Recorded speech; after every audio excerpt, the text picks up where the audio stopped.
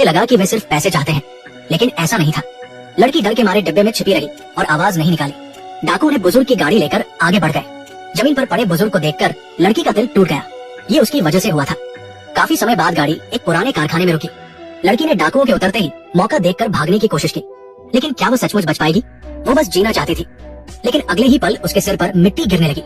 काफी देर बाद उसे बोरे से बाहर निकाला गया। उसके सामने एक बूढ़ी औरत थी। उसने बताया कि उसने लड़की को इसलिए अगवा किया क्योंकि उसके पास बहू नहीं थी। अगर वो बहू नहीं बनना चाहती तो उसकी पोती बन सकती थी। ये सुनकर लड़की को घिन आई। आधी रात को जब सब सो रहे थे, वो चुपचाप नीचे उतरी। वो उस भयानक जगह से भागना चाहती थी। लड़की ने पूरी ताकत से दौड़ लगाई, लेकिन जल्द ही बूढ़ी औरत के 3 बेटों ने उसका पीछा शुरू कर दिया। इस बार वो भाग्यशाली नहीं थी और उसे बांधकर एक अंधेरे शिकार कमरे में कैद कर दिया गया। कई दिन बीत गए। अचानक छोटे बेटे को दया आ गई और उसने लड़की को चुपके से आजाद कर दिया। दोनों रात में वहाँ से भाग गए। जब बड़े भाइयों को पता चला तो लड़की गायब हो चुकी थी, लेकिन वे हथियार लेकर पीछे पड़ गए। छोटा भाई समझ गया कि कुछ गलत है और लड़की को लेकर भागने लगा। पहाड़ों और रास्तों को पार करने के बाद भी वे बड़े भाई से नहीं बच सके। लड़की के लिए दोनों भाई आपस में भिड़ गए।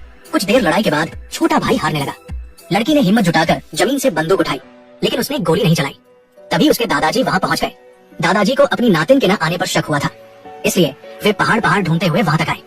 फिल्म के अंत में लड़की अपने दादाजी के साथ रहने लगी और डाकू का बेटा शायद कभी बहू नहीं ढूंढ पाया।